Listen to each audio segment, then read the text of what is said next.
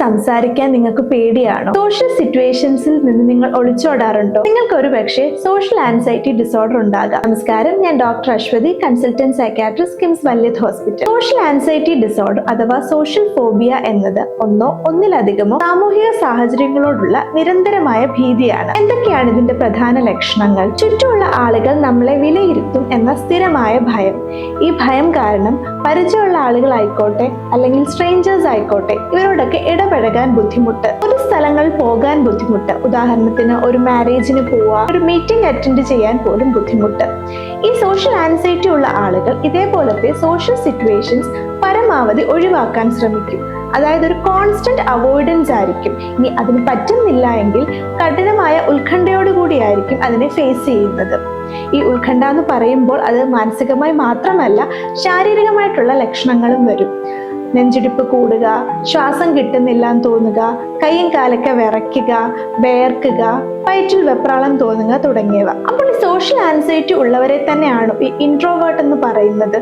ഒരിക്കലും അല്ല. ഇൻട്രോവേർട്ട് എന്ന് പറയുമ്പോൾ അവർക്ക് സോഷ്യലൈസ് ചെയ്യാൻ താല്പര്യമില്ല, അല്ലെങ്കിൽ തന്നെ ഇരിക്കുന്നതാണ് അവർക്ക് സന്തോഷം. പക്ഷേ സോഷ്യൽ ആൻസൈറ്റി ഉള്ള ആളുകൾക്ക് മറ്റുള്ളവരോട് സംസാരിക്കണം, സോഷ്യലൈസ് ചെയ്യണം എന്നൊക്കെ അതിയായ ആഗ്രഹമുണ്ട്. പക്ഷെ ഈ ഒരു ഭയം അല്ലെങ്കിൽ ഉത്കണ്ഠ കാരണം അവരെ കൊണ്ട് അത് സാധിക്കുന്നില്ല. ഇനി എങ്ങനെയാണ് ഇത് ജീവിതത്തെ ബാധിക്കുന്നത്? ഇപ്പൊ കുട്ടികളുടെ കാര്യം എടുത്താൽ, ഈ സോഷ്യൽ ആൻസൈറ്റി ഉള്ള കുട്ടികൾ സ്കൂളിൽ പോകാൻ മടി കാണിക്കും.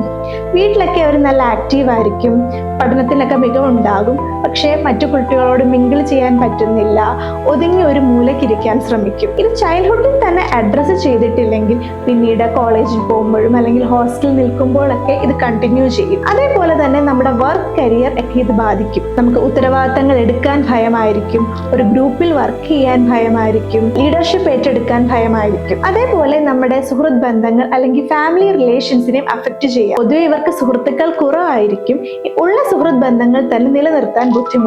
സോഷ്യലി ഇവർ ഐസൊലേറ്റഡ് ആയി പോവും, കോൺഫിഡൻസ് കുറവായിരിക്കും. അതേപോലെ തന്നെ ഈ സോഷ്യൽ ആൻസൈറ്റി ഉള്ളവർക്ക് ഡിപ്രഷൻ വരാനുള്ള സാധ്യതയും കൂടുതലാണ്. ഇതിന് ട്രീറ്റ്മെന്റ് ഉണ്ടോ? യെസ്, കൃത്യമായ മെഡിസിൻസും അതേപോലെ തെറാപ്പി കൂടെ മാറ്റാൻ പറ്റുന്ന ഒരു അവസ്ഥ തന്നെയാണിത്. പിന്നെ പലപ്പോഴും എന്തുകൊണ്ടാണ് ട്രീറ്റ്മെന്റ് എടുക്കാത്തതെന്ന് വെച്ചാൽ, ഇതിനെ ഒരു ഡിസോർഡർ ആണ് എന്ന് ഐഡന്റിഫൈ ചെയ്യാതെ നോർമൽ ഒരു സ്വഭാവ രീതിയല്ലേ, അല്ലെങ്കിൽ നാണം കൊണ്ടാകും എന്നൊക്കെ വിചാരിച്ച് തള്ളിക്കളയുമ്പോഴാണ്. സോ നിങ്ങൾക്കോ നിങ്ങളുടെ പരിചയത്തിലുള്ള ആർക്കെങ്കിലും ഇതേപോലുള്ള ഒരു അവസ്ഥ ഉണ്ടെങ്കിൽ തീർച്ചയായിട്ടും ട്രീറ്റ്മെന്റ് എടുക്കുക.